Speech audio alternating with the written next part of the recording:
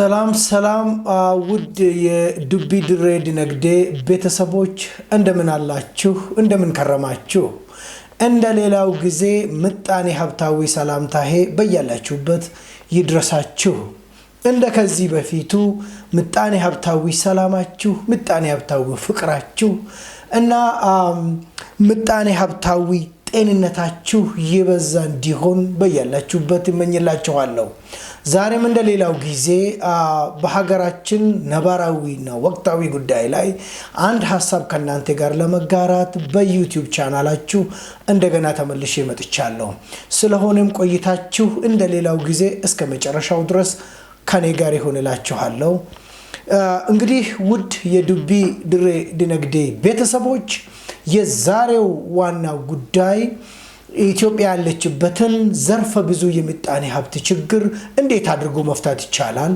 መፍትሄውስ ምን ሊሆን ይችላል የሚለው ነገር አንዳንድ ከሌሎች ሀገር ነባራዊ ሁኔታ ቀንጨብ በማድረግ ለእናንተ ማጋር ይሆናል አሁን ከገባንበት የምጣኔ ሀብት ችግር አሁን ለገባንበት ዘርፈ ብዙ የኑሮ ውድነት የሥራ አጥነት የምጣኔ ሀብት እድገት መቀዛቀስ የወጪ ገቢ ንግዳችን ክፍተት የውጭ ሀገር ዕዳ ጫና ከፍ ያለ ለሄደው መፍትሄው ምን ይሆናል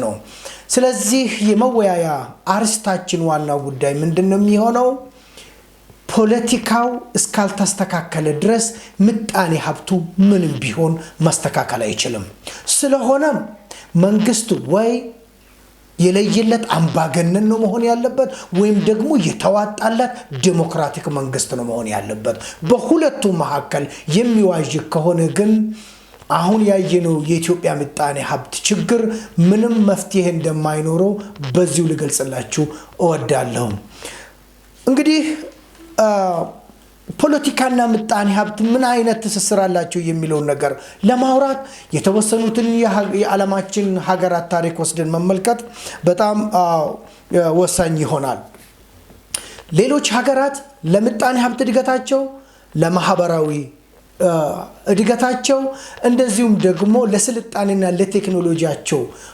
ማደግና መሰልጠን መሰረታዊና ዋና ጉዳይ ወይ ደግሞ የግንባር ቀደሙ የነበረው የፖለቲካቸው ጉዳይ ነበር ፖለቲካው በተስተካከለበት ዓለም ምጣኔ ሀብቱ ይስተካከላል መስመር ይይዛል ፖለቲካው በተስተካከለበት ማህበራዊ መስተጋብሩ ማህበራዊ ስልጣኔውና እድገቱ የተሳለጠ ነው የሚሆነው እንደዚሁም ፖለቲካው በተስተካከለበት ሀገር ላይ የቴክኖሎጂ እድገቱ የቴክኖሎጂ ምጥቀቱ በጣም ይፈጠነ በጣም ደግሞ የሚያስደንቅ እስከሚያስገርም ድረስ ይደርሳል ለእንደዚህ ሁሉ መሰረታዊ ነገር የሚሆነው ምንድነው የፖለቲካ ምህዳሩ የፖለቲካ መስኩ የፖለቲካ ሜዳው የተስተካከለ መሆንን ይጠይቃል ይሄንን ስንል ግን ፖለቲካቸው ዲሞክራቲክ ፖለቲካ መሆን አለበት አምባገነን ፖለቲካ መሆን አለበት ይያልናለን የዓለማችን አንዳንድ ጥናቶች እንደሚያሳዩ በዲሞክራቲክ ፖለቲካል ወርልድ ኦርደር እና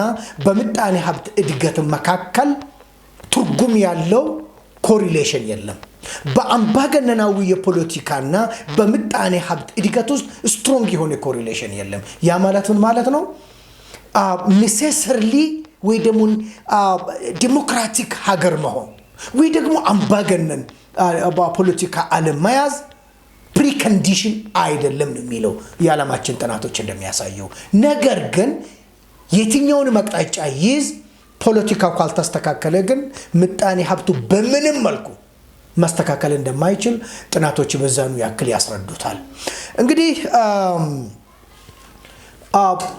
ለምሳሌ የአውሮፓውያንና የአሜሪካውያንን ታሪክ ወስደን መመልከት እንችላለን አሜሪካውያንና አውሮፓውያን የተሻለ ምጣኔ ሀብት እድገት እንዲመጣላቸው ሲፈልጉ መጀመሪያው ነገር ላይ የሰሩት ነገር ቢኖር ታሪካቸው እንደሚያሳየን ፖለቲካቸው ላይ እንደሰሩት ነው ለምሳሌ የአሜሪካን ታሪክ ወስደን ከተመለከተን የአሜሪካ አባቶች የሚባሉ አሉ ለምሳሌ እንደ ጆርጅ ዋሽንግተን እና አሌክሳንደር ሃሚልተን እና ጆንስ አዳም የፌደራል ስርዓትን ከመቅረጽ አንፃር ግንባር ቀደም ስማቸው ከሚነሳ የአሜሪካ አባቶች ውስጥ አንዱ ናቸው እነዚህ በሌላ በኩል ደግሞ ነው ለምሳሌ እነዚህ የፌደራል ስርዓቱን አባት ናቸው ተብሎ በአሜሪካ ታሪክ ውስጥ የሚነሱት እነዚህ ሰዎች ያስቡት የነበረ ነገር ምንድነው?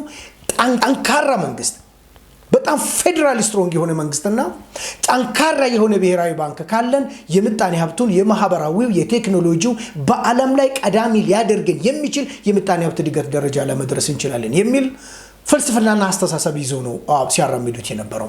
በሌላው አንፃር የነሱን ያክል እኩል የአሜሪካ አባት ፋውንዲንግ ፋዘርስ ናቸው የሚባሉት እነ ቶማስ ጄፈርሰን እነ ጄምስ ማዲሶን ግን ምንድነው ሲያስቡት የነበረው? ዲሰንትራላይዝድ የሆነ መንግስት ነው የሚያስፈልገን። በጣም ስትሮንግ የሆነ ፌደራል ላይ የሆነ ሳይሆን እያንዳንዱ ጊዜ አሜሪካ ግዛት ጠንካራ የሆነ አስተዳደር ካላቸው፣ ጠንካራ የሆነ የፖለቲካ መልካም ምህዳር ካላቸው፣ ራሳቸውን በራሳቸው በማስተዳደር ውስጥ ጉልህ ሚና ሊጫወት የሚችል ፖለቲካ ካላቸው ጠንካራ የሆነ ምጣኔ ሀብትና ጠንካራ የሆነ የማህበራዊ እድገት እናመጣለን ብሎ በሌላው አንፃር ያራምዱት ነበር። እንግዲህ በእነዚህ የአሜሪካ አባቶች መካከል ባለው ንግግር፣ ባለው ምክክር፣ ባለው ፍጭት ውስጥ ነው ሁለት ትልልቅ የሚባሉ የፖለቲካ ፓርቲዎች የተፈጠሩት፣ ዴሞክራቲክ እና ሪፐብሊካን የሚባሉት ማለት ነው።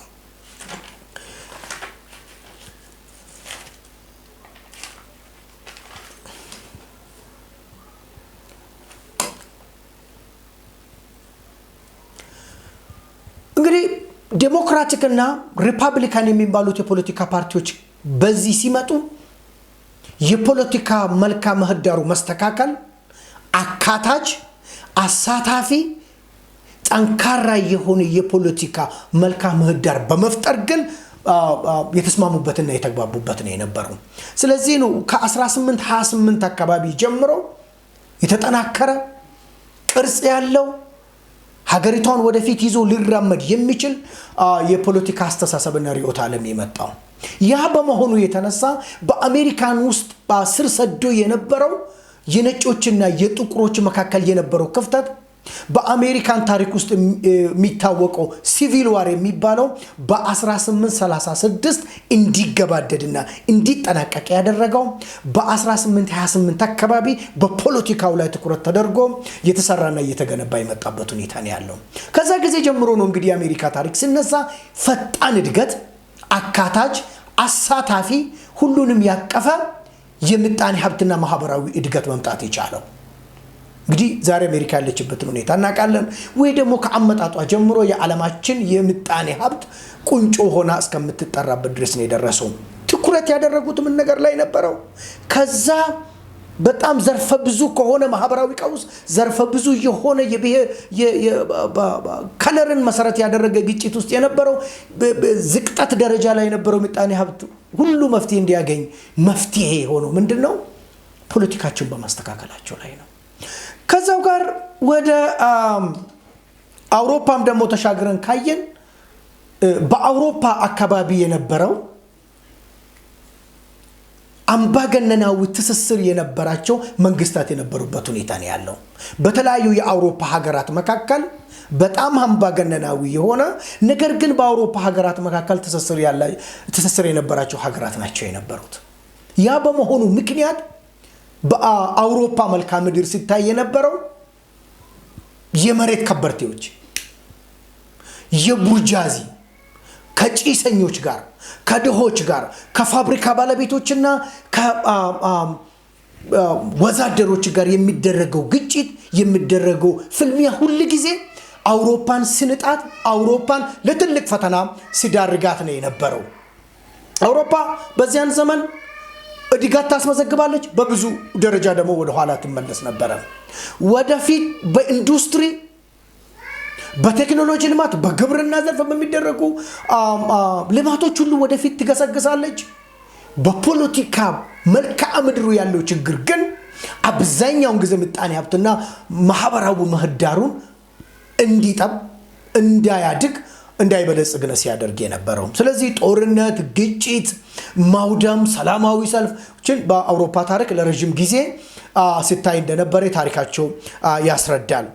እንግዲህ በ1760ዎቹ አካባቢ ላይ የኢንዱስትሪ አብዮት በታላቋ ብሪታንያ ነው የጀመረው።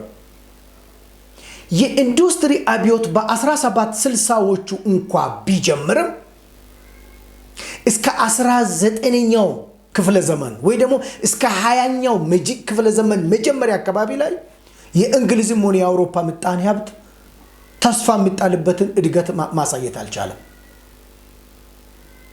ትልቅ የኢንዱስትሪ አብዮት አለ። ትልቅ የሆነ ወደ ፋብሪካዎች የመገንባት የመልማት የማደግ የመስፋት ነበረ። ምጣኔ ሀብታዊ እድገታቸው ግን ወደፊት ወደ ኋላ የሚልበት ሁኔታ ነው የነበረው። ከዛ ነው ከሁለተኛው ዓለም ጦርነት በኋላ ትልቅ የሆነ ፖለቲካል ሪፎርም ያስፈልገናል ብለው ወደዛ የገቡት። ፖለቲካው እስካልተቀየረ ፖለቲካቸው የሀገሪቷን ምጣኔ ሀብት ሊሸከም የሚችል ለማህበራዊ ጉዳይ ዋስትና ሊሰጥ የሚችል ለዜጎች አብሮ መኖር ዋስትና ሊሰጥ የሚችል ለባለ ሀብቶች ዋስትና ሊሰጥ የሚችል ለወዛደሮች ሁሉ ተስፋ ሊሰጥ የሚችል ካልሆነ ምጣኔ ሀብቱ ወደፊት መሄድ እንደማይችል ተገንዝበው ትልቅ የሆነ የፖለቲካል ሪፎርም ነው በ18ኛው መቶ ክፍለ ዘመንና ከዛ በኋላ ያመጡት። ከዛ ጊዜ ጀምሮ ነው የአውሮፓ የምጣኔ ሀብት እድገት በአውሮፓ ውስጥ በኑሮ ደረጃ ትልቅ መድረስ የቻሉት ምጣኔ ሀብታቸው ሊሸከም የሚችል የትልቅ የሆነ የፖለቲካል ሪፎርም እና ትልቅ የሆነ የፖለቲካ ለውጥ ማምጣት ከቻሉ በኋላ ነው። እንግዲህ ውድ የዱቢ ድሬ ድነግዴ ተመልካቾቻችን ከዚህ ምንድነው የምንረዳው? ከበለጸጉት ካደጉት በምጣኔ ሀብት የዓለማችን ማማ ላይ ከደረሱት ሀገራት ምንድነው የምንማረው? ከገቡበት መንገድ ከሄዱበት ጉዞ ተረድቶ ቁጭ ብለን ፖለቲካችንን ካላስተካከለን በስተቀር ሀገሪቷን ሊያረጋጋ ህዝቡን ወደፊት በፍላጎት ሊመራ የሚችል የፖለቲካ ዓለም ከሌለን በስተቀር ምጣኔ ሀብታችን ማደግ አይቻልም። ከድህነት መውጣት አይቻልም። የምንመኛቸውን ትልቅ የኑሮ ደረጃ ላይ መድረሳችንን ብሎ በከባድ ሁኔታ ወደ ሪፎርም ነው የገቡት። ይህ ለአሜሪካ ብቻ አይደለም የሚሰራው፣ ይህ ለሁሉም ዓለም የቅርብ ጊዜ ትውስታ የሆኑትን የሩቅ ምስራቅ ሀገራትን የሩቅ ወይ ደግሞ የምስራቅ ኤዥያ ሀገራትን ወስደን እንመልከት።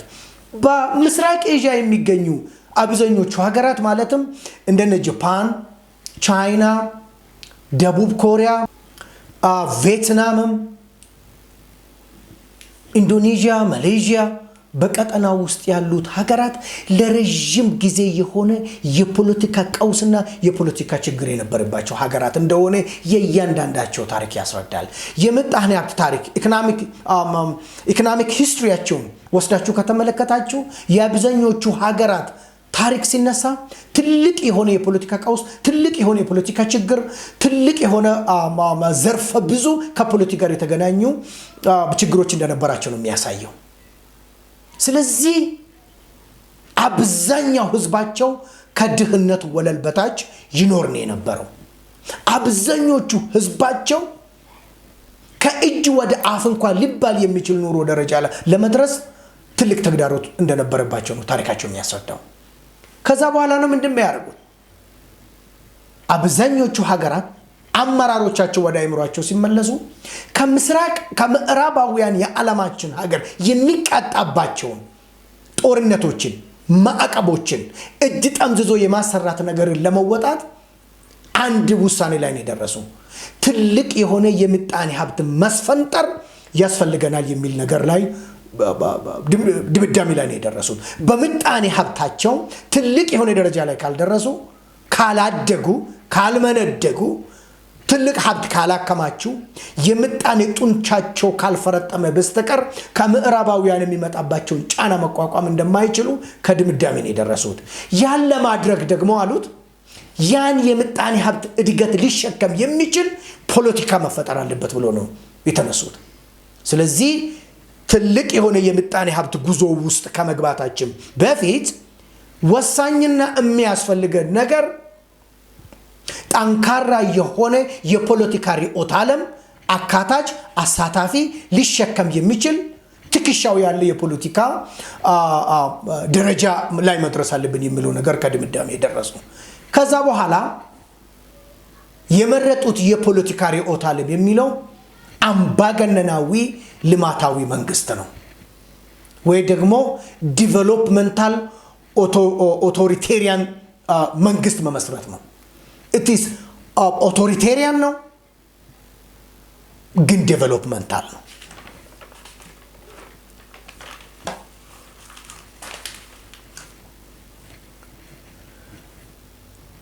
ከዛ የተነሳ ነው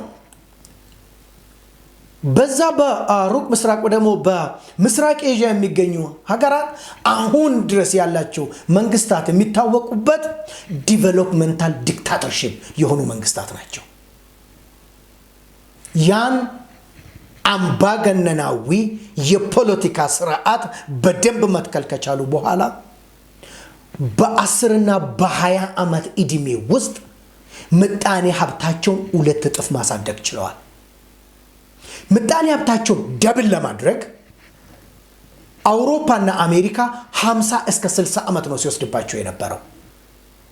እነዚህ የሩቅ ምስራቅ ሀገራት ግን የቅርብ ጊዜ ከኢትዮጵያ ምጣኔ ሀብት ደረጃ በታች የነበሩት ሀገራትም እንኳን ቢሆን በ10 እና 20 ዓመት ዕድሜ ውስጥ ምጣኔ ሀብታቸውን ደብል ማድረግ ችለዋል። ነገር ግን መጀመሪያ ላይ ሰርቶ ነው ማለት ነው፣ ፖለቲካቸው ላይ ሰርቶ ነው። ስለዚህ ነው ከጅማሩ እንዲህ ለማለት የፈለኩኝ የግድ ዲሞክራቲክ መሆን የለብንም። የግድ ባልተስተካከለ በስተቀረ ምጣኔ ሀብትን ማስተካከል አይቻልም። ስለዚህ አሁን ባለው የኢትዮጵያ ነባራዊ ሁኔታ የኢትዮጵያ ምጣኔ ሀብት ማስተካከል ካስፈለገ የምጣኔ ሀብት እድገቱ ወደፊት እንዲስፈነጠር ከፈለገን ኢኮኖሚክ ግሮዝ ትራጀክተሪ ላይ መመለስ ካስፈለገን እርማችሁን አውጡ።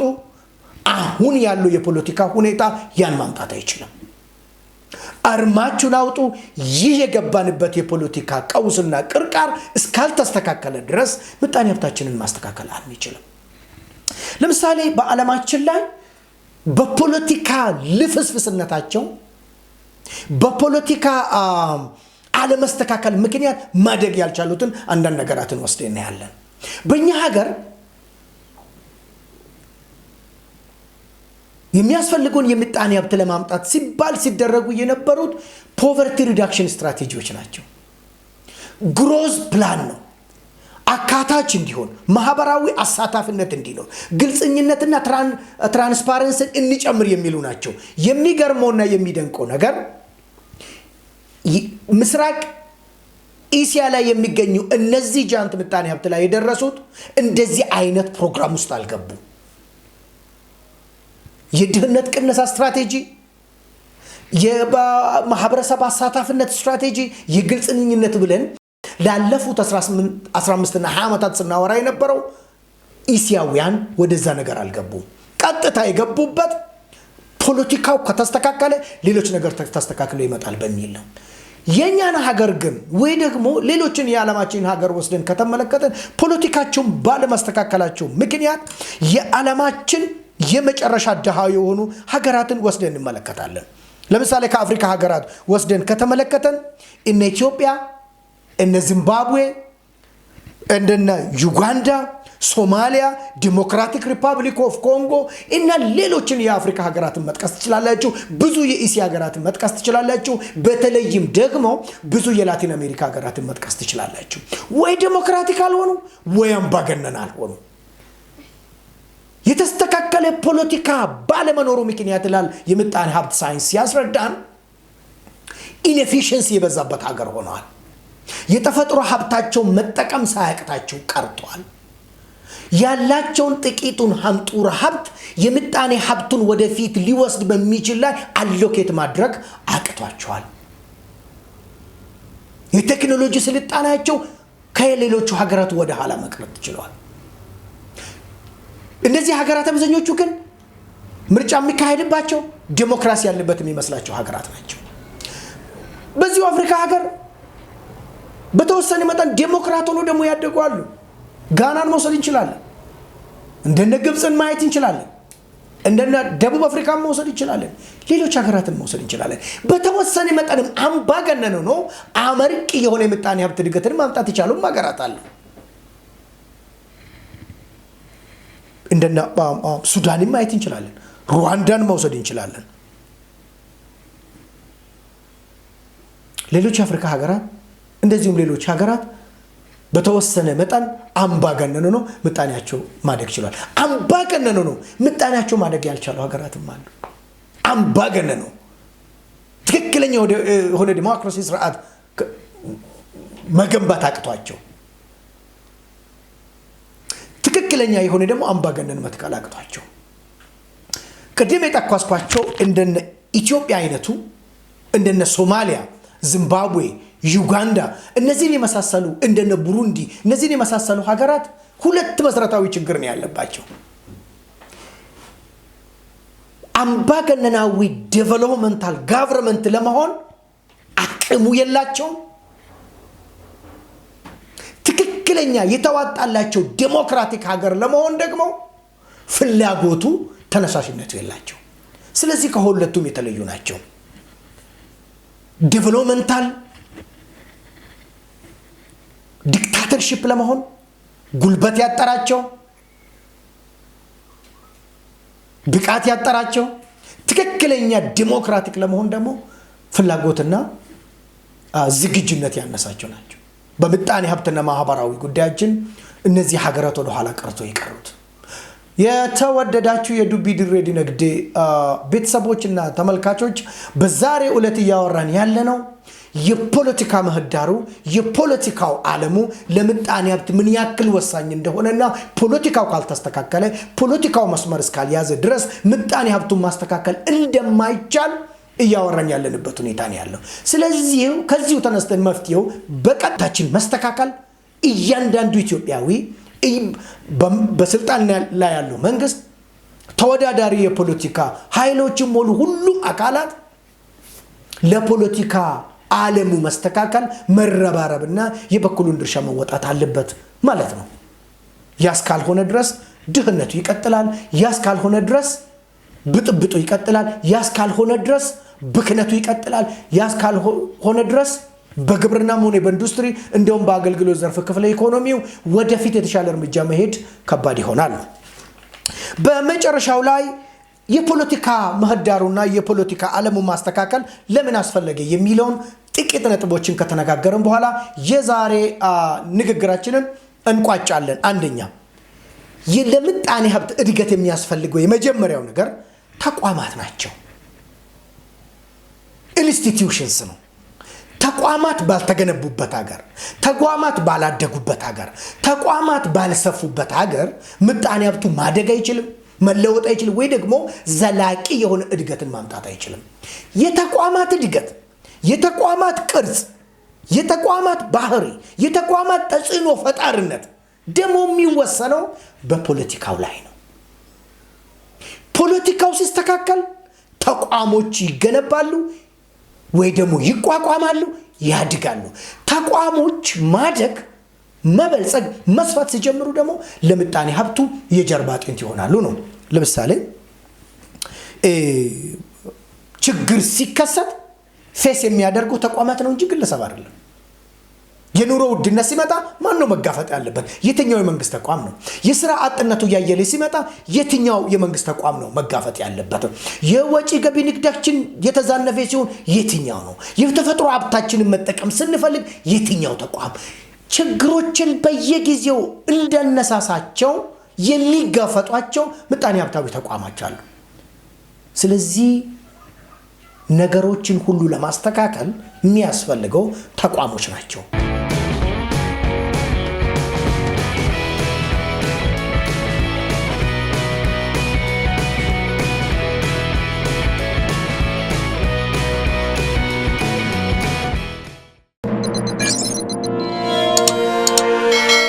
ሀገራዊ ፕሪፈረንሶቻችን ኢምፖርትን ሰብስቲቱት ከማድረግ አንጻር፣ ኤክስፖርትን ፕሮሞት ከማድረግ አንጻር፣ ድህነቱን ከመቀነስ አንጻር እነዚህን ሁሉ የሚወስኑት ተቋሞች ናቸው።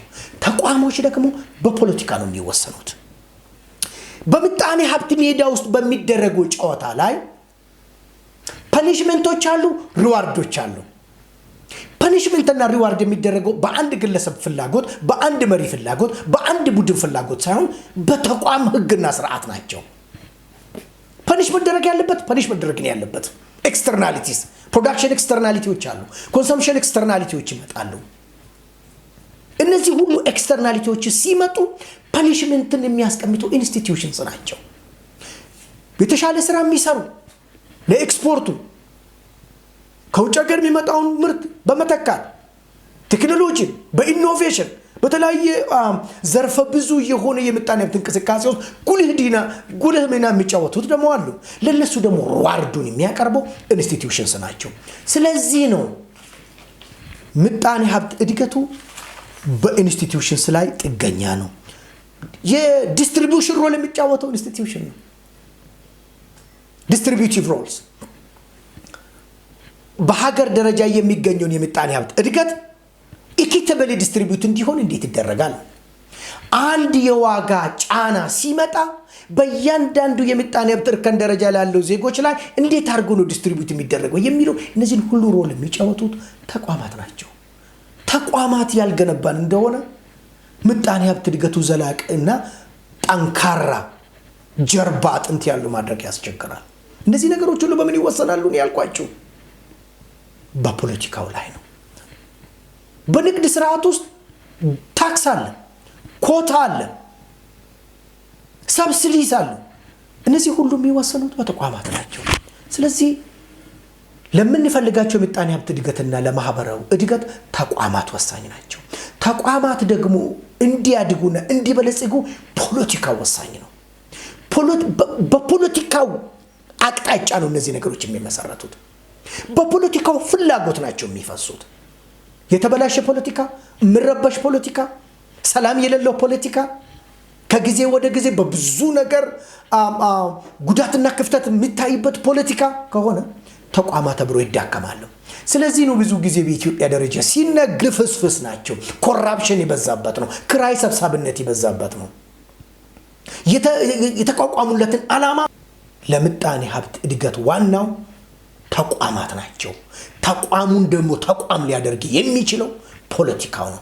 ተቋሙ ሲልፈሰፈስ የፖለቲካው ነጸብራቅ ነው። ሁለተኛ ላይ ፖለቲካ ለምጣኔ ሀብት ወሳኝ ነው የምንለው የምንከተለውን የምጣኔ ሀብት ሞዴልን የሚመርጠው ፖሊሲ የሚቀርጸው ስትራቴጂ የሚነድፈው ኢኒሺቲቭስ የተነደፉትን ፖሊሲ ከመተግበር አንፃር ፕሮግራማቲክ የሆኑ ኢኒሺቲቮች ይመጣሉ። ለምሳሌ አሁን በሀገር ደረጃ እንደነ ሴፍቲ ኔት አይነት የምናወራቸው ማለት ነው። ማህበራዊ ሴፍቲ ኔት አንዱ ዋናው ፕሮግራማቲክ ኢኒሺቲቭ ነው። ፖሊሲ ነው ያሉትን ስትራቴጂዎችን ከመተግበር አንፃር ነው። እነዚህ ሀገር አቀፍ ኢኒሺቲቮችን ሁሉ የሚመርጠውና የሚተገብረው ፖለቲካው ነው። ፖለቲካው ጤነኛ ሲሆን፣ ፖለቲካው ተስተካከለ፣ ፖለቲካው የተመቸ የህዝብ አመኔታ ያለው አቃፊ ሲሆን፣ በፍቃደኝነት ላይ የተመሰረተ የሚሆን በጉልበት አቃፊ ሲሆን፣ በፍቃደኝነት ላይ የተመሰረተ ይሁን በጉልበት አካታች ሲሆን ፖሊሲዎች ጥሩ ፖሊሲዎች ይወጣሉ፣ ስትራቴጂዎች ይነደፉለታል፣ ተግባራዊ ሆኑ። ብድር የምናገኘው በምንከተለው ሞዴል ፖሊሲና ስትራቴጂ ነው። እርዳታ የምናገኘው በምንከተለው ሞዴል ፖሊሲና ስትራቴጂ ነው። ባለ ሀብት ወደዚህች ሀገር የሚመጣው በምንከተለው ፖሊሲ ስትራቴጂ ነው። የውስጥ ሀገር ምጣኔ ሀብት እንቅስቃሴ በእነዚህ ነገሮች ላይ የተመሰረተ ነው። የውጭ ሀገር ትስስር ፍሬንድሊ ካንትሪስ የምንላቸው አሉ። ለኢትዮጵያ ለምሳሌ ወንድማማች ሀገሮች እነዚህ ሁሉ ጋር ያለን ቁርኝነት ከምዕራባውያን ጋር ነው ከምስራቃውያን ጋር ነው የምንሄደው የሚለው ወይስ የትኛው ነው? ወደ ቀኝ ነው ግራ ዘመም ነው? ግራ ቀኝ ነው ቀኝ ዘመም ነው መሃል ነው የሚለው ነገር ሁሉ የሚወሰነው በፖለቲካችን ላይ ተንተርሰን ነው። የዛን ጊዜ ነው ሀገራት ከኛ ጋር ወዳጅነት የሚፈጥሩ ለሚቀጥለው 5 ዓመት ለሚቀጥለው 10 ዓመት ለሚቀጥለው 20 ዓመትና ፍኖተ ካርታችን በፖለቲካውና በምጣኔ ሀብትን ሲመለከቱ ነው እነዚህ ሀገራት ከኛ ጋር የሚቀራረቡት ማለት ነው። ተቋማት ለምሳሌ ዓለም አቀፍ ተቋማት እንደነ የዓለም ባንክ፣ የዓለም ገንዘብ ተቋም IMF የሚባሉት ሌሎች በአፍሪካ ደረጃና በቀጠናው ደረጃ ያሉት ሁሉ ተቋማት ለኢትዮጵያ የሚያበድሩት፣ ለኢትዮጵያ የሚለግሱት፣ ኢትዮጵያን የሚደግፉት የምንመርጣቸው ሞዴሎችን፣ ፖሊሲዎችንና የምንደፋቸው ስትራቴጂን በመከተል ነው። ያ ነገርን የሚወስነው ምንድነው? ፖለቲካው ነው። ለዚህ ነው እያንዳንዳችን በየተሰለፍንበት ፊና ለፖለቲካው መስተካከል ለፖለቲካው ምህዳር አምቹ እንዲሆን ማድረግ ላይ ኃላፊነታችን ማውጣት አለብን እያልን ያለ ነው። በሶስተኛ ደረጃ ላይ የምጣኔ ሀብት ማነቆችን ሁሉ የምናስወግደው በፖለቲካው ነው። የምጣኔ ሀብት ማነቆች የሰላም ማጣት ሊሆን ይችላል። ከውጭ ምንዛሪ ጋር ተያያዥነት ያላቸው ነገሮች ሊሆኑ ይችላሉ። ከድንበር ግንኙነት ጋር የተገናኙ ነገሮች ሊሆኑ ይችላሉ። በሀገር ውስጥ የምናመርታቸውና ከምንሸጣቸው ነገር ጋር የተገናኙ ተግዳሮቶች ከአየር ንብረት ለውጥ ጋር ሊሆኑ ይችላል። እነዚህ ሁሉ በፖለቲካ ነው የሚፈቱት። እነሱ በፖለቲካ ሲፈቱ ነው ምጣኔ ሀብቱ መራመድና ወደፊት መገስገስ የሚችለው። ያለንን ጥቂቱን አንጡር ሀብት እንዴት እንደምንጠቀም መንገድ የሚያስቀምጠው ፖለቲካው ነው። የመሬት አጠቃቀማችን እና አነስተኛ የሆኑ የእርሻ መሬቶችን፣ የደን አጠቃቀማችን፣ የዱር አራዊትን፣ የማዕድናችን፣ ሌሎች የተፈጥሮ ሀብቶቻችንን፣ የሰው ኃይላችንን ሁሉ እንዴት አድርገን ነው የምንጠቀመው? እንዴት አድርገን ነው ወደ ምጣኔ ሀብት ቋት ውስጥ ከተን ግብአት ሆኖ ምጣኔ ሀብት ወደፊት እንዲሄድ የምናደርገው የሚለውን ነገር የሚወስነው ፖለቲካው ነው። አራተኛው ፖለቲካ አንሰርቴኒቲን አቮይድ ማድረግ አለበት። ስለ ነገ ስናስብ ስለ ዛሬ 2 3 4 5 ዓመት ስናስብ ጥያቄ ሊሆንብን አይገባም። ዋናው የፖለቲካ ፋይዳው ዋናው የፖለቲካ አመራር ፋይዳቸው አንሰርቴኒቲን ሚኒማይዝ ማድረግ ነው። አንሰርቴኒቲ ሚኒማይዝ ካልተደረገ በስተቀር ሰው አይቆጥብም።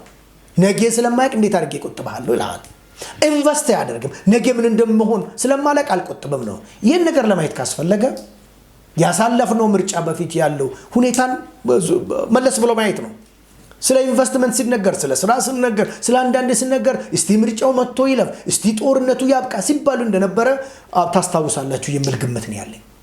አንሰርቴኒቲ ባለበት ሰው አይነግድ። ሌበር ሞቢሊቲ፣ ካፒታል ሞቢሊቲ፣ የቴክኖሎጂ ፍሰት ሁሉም የሚወሰነው ነገን መተንበይ በመቻል ነው። ፖለቲካው የነገ ነገር ሊነግረን ካልቻለ ነገ ጦርነት ይሁን፣ ነገ ግጭት ይሁን፣ ነገ ወደ ጥሩ መንገድ እንመለስ፣ ወደ መጥፎ ነገር እንሂድ፣ ነገ ዝናቡ ከጠፋ የሚደረገውን ካላወቀን፣ ነገ በአንዳንድ አካባቢዎች ኃይለኛ ጎርፍ የሚከሰት ከሆነ የሚደረገውን ካላወቀን ለመስራት፣ ለመነሳት፣ ለመዝመት ተግዳሮት ይሆናል ማለት ነው። So one of the relevance of politics is to minimize uncertainties. Certain ለመሆን ፖለቲካው ነው የሚነግረን። ስለዚህ ፖለቲካው ወሳኝ ነው የነገ ነገራችንን ለማወቅ የሚለው ነገርና መጨረሻ ላይ በአምስተኛው ደረጃ የምናየው የውድድር መንፈስ በሀገር ውስጥ እንዲመጣ ሊያደርግ የሚችለው ፖለቲካው ነው። የተሻሻለ የውድድር መድረክ ከሌለ ምጣኔ ሀብቱ ተስፋ ሊኖረው አይችልም። ፍሪ እና ፌር ፕሌይ መኖር መቻል አለበት። ራይትስ መኖር አለበት። ራይትስ እና ሪስፖንሲቢሊቲ የሚባሉት ነገሮች የሚተገበሩበት ሁኔታ ነው መሆን ያለበት። ሁሉም ራይት፣ ኦል ሶርትስ ኦፍ ራይት፣ የመናገር፣ የመሰብሰብ፣ የመደራጀት፣ የመውጣት፣ የመግባት፣ በህይወት የመኖር ሁሉም ራይትስ፣ ሁሉም መብቶች መረጋገጥ መቻል አለባቸው። ያ መሆን ሲችል ሰው ተስፋ አለው፣ የምተማመንበት ነገር ስላለው ለመስራት፣ ለመውጣት። ባለሀብት ራይቱ ፕሮቴክትድ እንደሚሆን ጋራንቲ ሊኖረው ያስፈልጋል። የውጭ ሀገር ባለሀብት እዚህ መጥቶ ኢንቨስት ለማድረግ፣ የሀገር ውስጥ ባለሀብቶች ከአንድ ክልል ወደ ሌላ ክልል ሄዶ ኢንቨስት ለማድረግ ጋራንቲ ያስፈልጋቸዋል። መብታቸው እንደሚጠበቅላቸው ተስፋ ማድረግ መቻል አለባቸው። ተቃዋሚ ነፃነት፣ የግል ነፃነት፣ እነዚህ ነገሮች ሁሉ ናቸው። እነዚህ ሁሉ ምንድነው የሚያደርጉት? የውድድር መንፈሱ እንዲጎለብት ያደርጋሉ። እነዚህ ሁሉ እንግዲህ የሚወሰኑት በምን ላይ ነው? በፖለቲካው ላይ ነው። ስለዚህ ነው እንግዲህ ውድ የዱቢ ድሬ ዲነግዴ ተከታታዮች በዛሬው ንግግራችን ሁላችንም ከገባንበት የምጣኔ ሀብት ቅርቃር ለመውጣት፣ ዘርፈ ብዙ ከሆነ የምጣኔ ሀብት ችግር ለመውጣት መፍትሄው ምን መሆን አለበት ብለን የምንነጋገረው ሐሳብ የምናነሳው ምን መሆን አለበት ለሚለው ነገር በጥቂቱ ካለኝ ሙያዊ ሐሳብ ላጋራችሁ የሞከርኩት በሌሎች ሀገር ተሞክሮ ተግባራዊ እንደሆነ በቅርብም የሚገኙት በሩቅም የሚገኙት የዓለማችን ሀገራት ታሪክ ውስጥ እንደተመለከተን ምጣኔ ሀብቱ ከመታሰቡ በፊት እድገቱ ከመታሰቡ በፊት የትኛውን የምጣኔ ሀብት ርዕዮተ ዓለም እከተላለሁ የሚለው ነገር ከመነሳቱ በፊት የትኛው ሴክተር ሊድ ሴክተር መሆን አለበት? ግብርና ነው ሊድ? ኢንዱስትሪ ነው ሊድ? አገልግሎት ክፍለ ኢኮኖሚ ነው? ኢንዱስትሪ ሊድ ከሆነ ከኢንዱስትሪው ደግሞ የትኛው ሰብ ሴክተር ነው? ግብርናም ይሆን ከሆነ ከግብርናው የትኛው ነው ሊድ መሆን ያለበት የሚለው ነገር ከመወሰናችን በፊት ለነዚህ ሁሉ ሜዳ የሆነው ለነዚህ ሁሉ ኤንቫይሮንመንት ሃቢታብል ኤንቫይሮንመንት የሆነው ፖለቲካው ነው።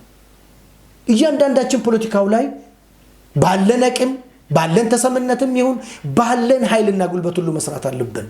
ያ ካልሆነ በስተቀር ፖለቲካው ካልተስተካከለ በስተቀር ምጣኔ ሀብቱን ማስተካከል አይቻልም። አሁን ባለው የምጣኔ ሀብት ነባራዊ ሁኔታ ሁላችንንም ይዞ ወደፊት መሄድ አይችልም። አይተነዋል።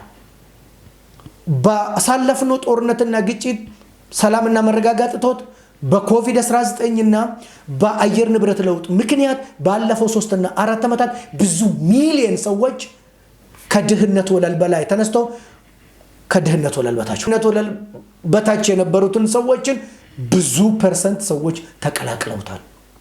ከዛ ለመውጣት ካስፈለገ መጀመሪያው ነገር መስራት ያለብን ፖለቲካችን ላይ ነው። ፖለቲካ ጀርባ አጥንት ነው። ፖለቲካ ሜዳ ነው። ፖለቲካ ጋራንቲ ነው። ፖለቲካ ምሪት ነው። ፖለቲካ ትንበያ ነው።